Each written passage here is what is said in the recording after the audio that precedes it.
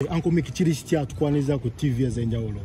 Nange mbaniriza wano ku Sulubada High School van. Gitambula gitakati omukyala yakuvugira ddala.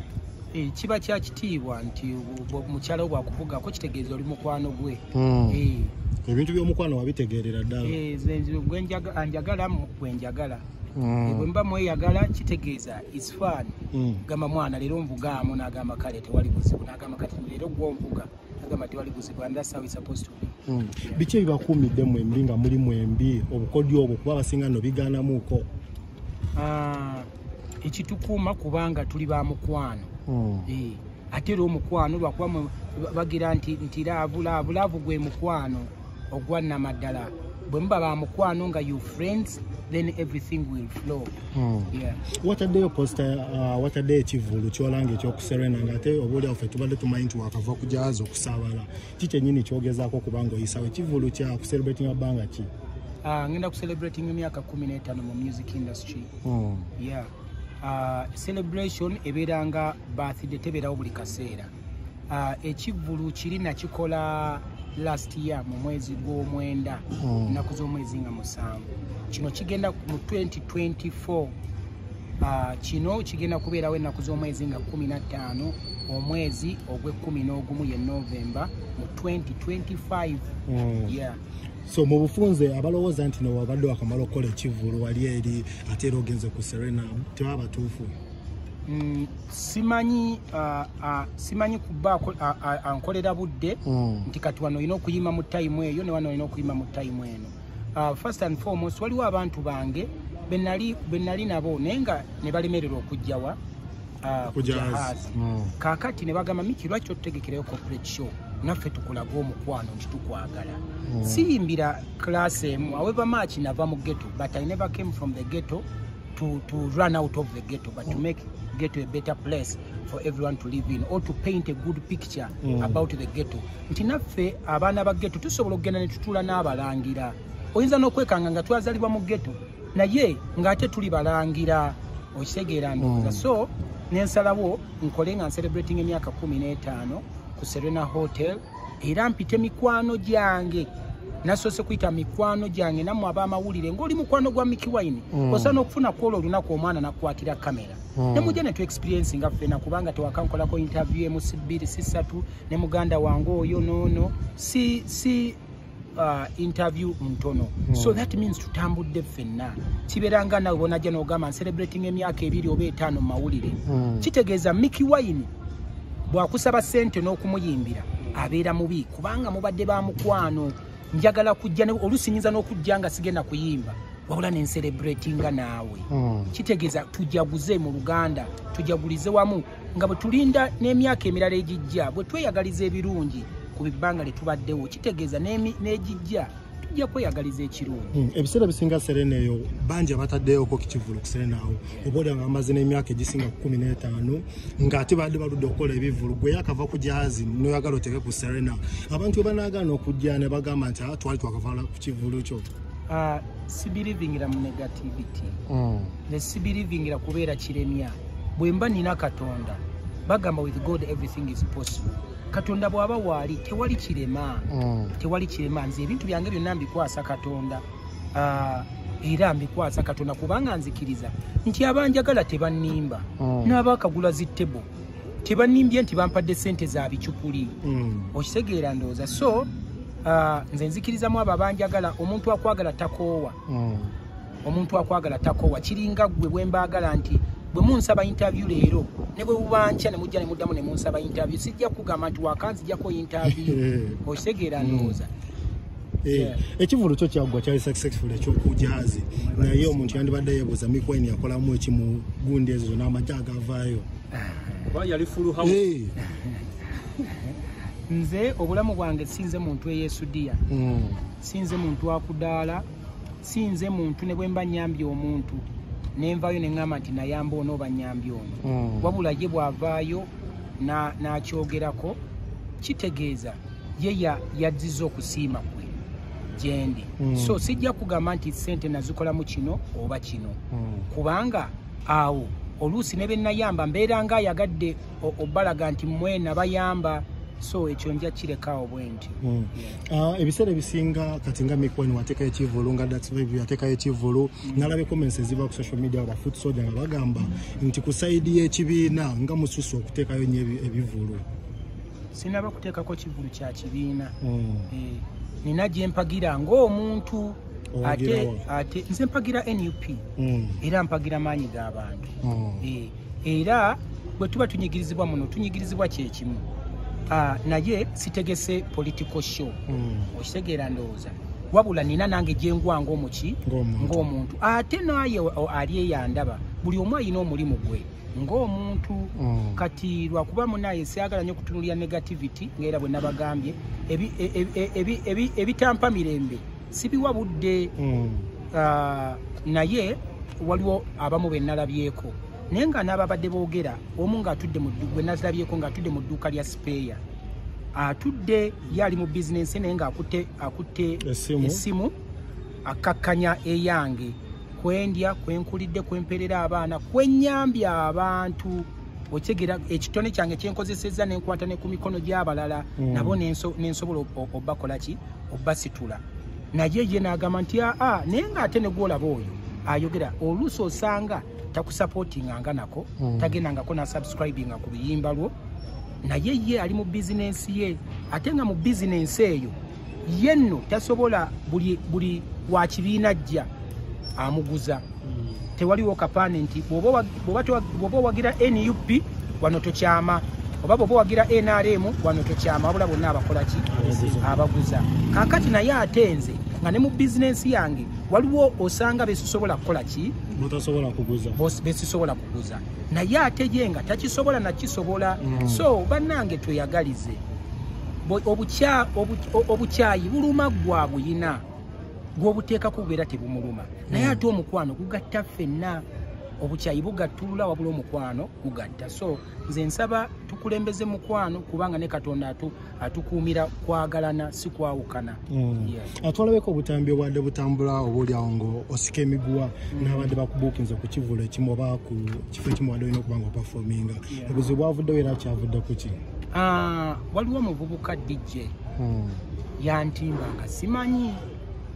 Kati bwe yantimba ne wabeerawo nga bw'olaba bafaani n'akukubira ekifaananyi n'akugamba waaye tukulinze eno tukulinze ekifo kiri ku luguudo lw'eruwero bayitawo busula ebbala bagiyita blutik. Kati konze nga sigimanyi nga kyeno sigimanyi n'agamba waliwo wano DJ bamuyita DJ Love sirimanyi bulungi erinnya lye saalikutte bulungi kanengamba kyo sigimanyi nensindikira manager post eyo ne mugamba kyeno ogimanyi n'agamba sigimanyi. Kakati ninkubira omuvubuka ne mugamba mpa ku simu yoye yagitimbye ogiina n'aginoonya n'aginsindika naye njiwa manager n'amukubira. Bwe yamukubira n'amugamba Miki agenda kuwandika ku social media handles ze agambe ekyo ekivulu takola ki takimanyi. Ekitegeeza kijja kuviiramu obuzibu kubanga toyogerangako naye munyiivu nnyo. N'amugamba banne manager oli ludda wanzije mbalabe ne Uncle Miki mwetondere yansanga mu studio Makinje n'afukamira ne wansi ne mugamba no just do the right thing kubanga eyo business yo gy'oli mukola nange ni mukweyiya era nabadde ngenda kujja nkulabe ne mugamba ate kiwandisoose ate kyagala okusembyayo. Anyway to cut the story short nanyinyonnyolamu ebizibu bye n'agamba ataddewo ka experience ke afunemu kasente amaliriza naye ku bizibu bye. Ne mugamba no problem yali atimbye nze ne Sindi. Kakati ne mugamba kale maliza ne manager ne batuuka kunzikiriziganya ne manager namugamba sina obulungi sente naye mbadde nsaba kankonfaminge mu nkolere y'akalango. Nze kennyini mukolera akalango seegaana kyenkoze. Ebyo yabikola yatulaba about nga mwezi gumu n'ekitundu oguyise emabega. Kakati bwe namala omukolera akalango saamanya intentions ze. Yakuwako deposit mu kaseera ako nga tonakola. Yes, era ne mukolera akalango nga maliriza ne manager.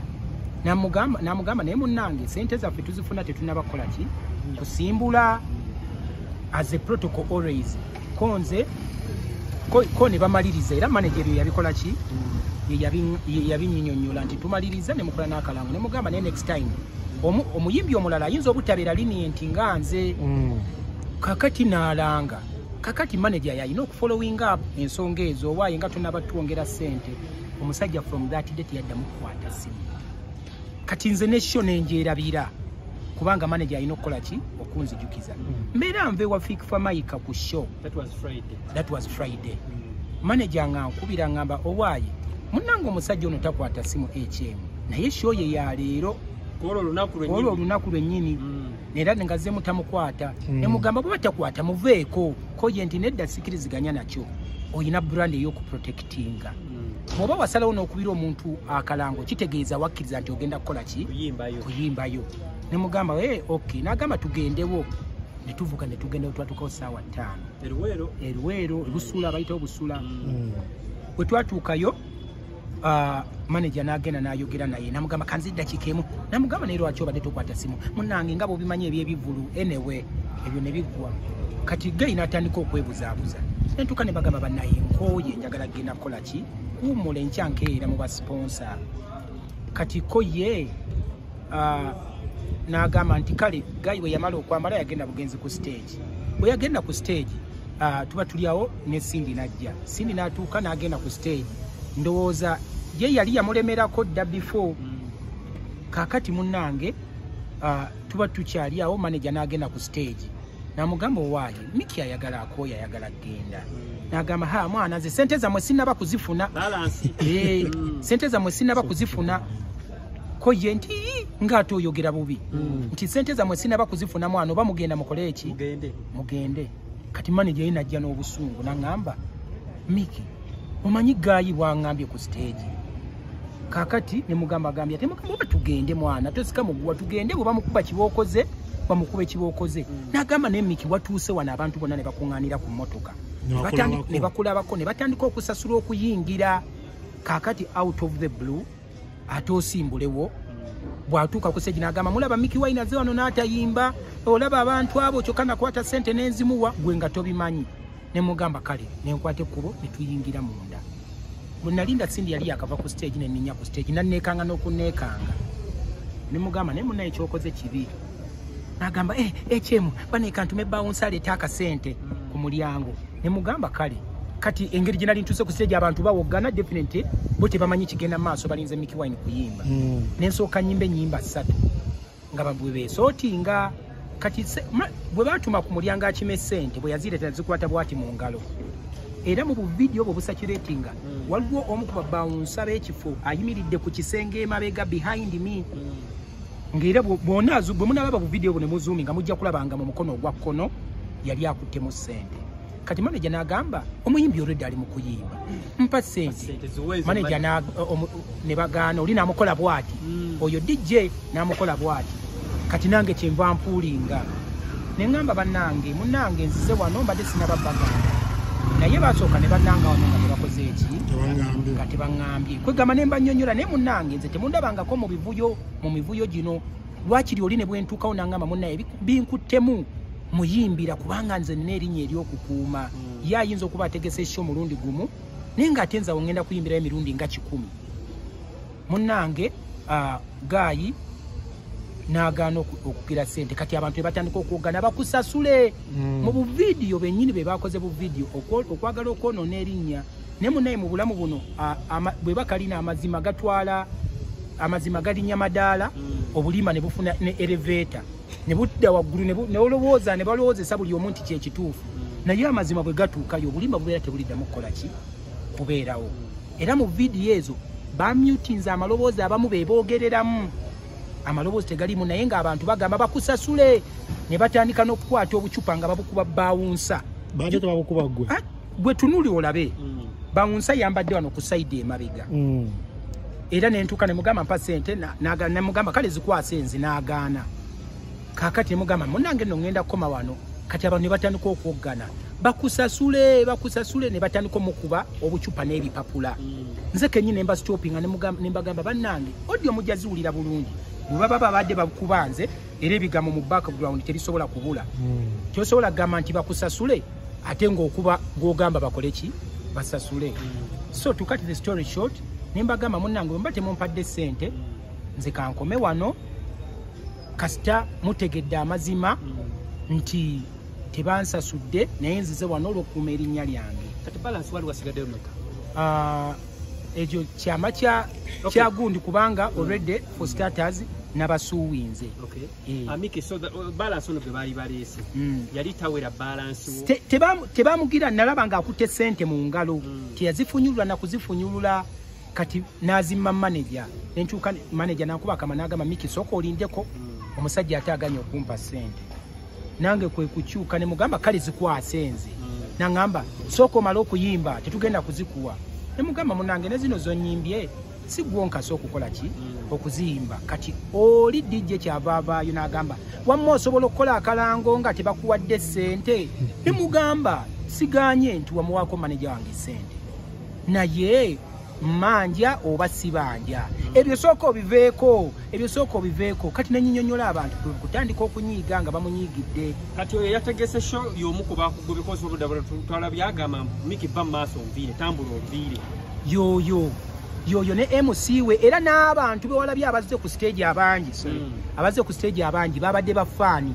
kati ng'omu akutta omuzindala akendeeza ogwange wali eri ogwoli gwogere ennyo kati faani omu kyava wamulabye yabadde ayambadde ka jaketi simumanyi namumanya n'amusikako omuzindalo n'agamba musasule omusajja ne mbagamba nedda temubakuba kanfulume era bwe nafulumye abantu bonna ne bangoberera ne bamperekera paka ku mmotoka nabadde namwe eno yennyini ne mbasiibula nenkomawo kakati ate nagenza okulaba omanyi mu buli kintu mubeeramu bannakigwanizi waliwo abaagala okudownplayinga ekivulu kyange okitegeera mu mutima ogutali mulungi nga bakozesa ekyo nti Miki Wine bamukubye simanya bakoze bwe bati buli omu n'atandika okuteekawo ekikye naye nga kyekyo era abo bennyini abawandiise balaga nti bewakana baneesibwa ekitobwe kyabadde naye munenze nabakwasiza amateeka kati sente tewazitutte sente saazitutte ate oba bazinyimye kubanga ye yabadde ensonga so tebazinpadde era nenvaayo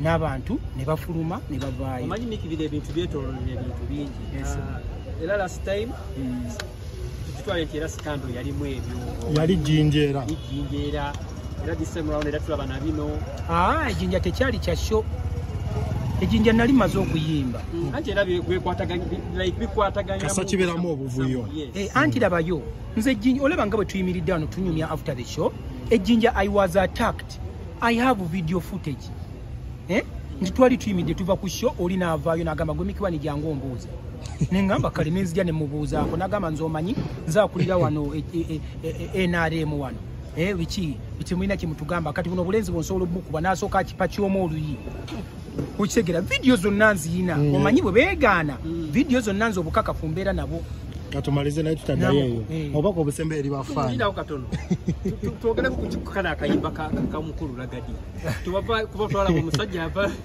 mwagamba omusajja yakuwa mwamaliza mutane Ragadi I respect Jajja Ragadi ne Jajja Ragadi naye amazima agamanyi so njagala kusigala ku ekyo nga muwe ekitiibwa era nsaba ntwala omukisa guno ngenda muwandiikira nga muyita ne ku show kyandibadde kya ssanyu akayimba ako nenkayimba ne because is the original composer era nanyongera emikisa gye nga bwe yagimpa mu ntandikwa twakkanya ne Jajja Ragadi twakkanya ne Jajja Ragadi maybe balooya bali misinformed kyova olaba paka nakati bansuwinganga bampa ennaku 7 okusasula miliyoni 3 naye twakayitawo emyezi 2 gwe toseeka mwana kakati naye with due respect Jajja Ragadi I respect you and I will always respect you kubanga n'olwo oluyimba lulina kyerwongedde ku bulamu bwange lulina kyerwongedde ku family yange so I don't take it for granted era nsaba Mukama akumpeera omukisa okubulesinga obulamu bwange sibula bafaani obabuulire ekivulu enteekateeka ziyimbidde zitya oba batandise ddala tiketi zafulumye dda tiketi weeziri era waliwo alebadi tiketi za 10,000 mulyango zijja kuba 15 tables zo zigwawo lwa buwoomi kubanga mubiraba eyo oli bwagamba nti oyo Miki Wine tebamwagala ogenda okulaba ate table ziggwawo n'ogamba bwe babanga gwe bataagala gwe basinga okugulako table gwe bagulako ennyo table then kansigale nga tebanjagala banguleko table bajje bampagire so abawagizi bange mwenna mbaagala nnyo ba TV presenters mbaagala nnyo radio presenters youtubers mwenna tiktokers kubanga singa temutuusa ku bantu mawulire osanga singa tebamanya kituufu Mukama bankuumire ennaku z'omwezi nga 15 November tugenda kubeera ku Serena Hotel celebrating 15 years of Mickey Wine. Oba oyagala okugula ticket ya Alebadi oba okugula table enamba okuba ku 0700 988 994 0700 989094 nofuna information yonna. Baagala nnyo. Mukono kubadde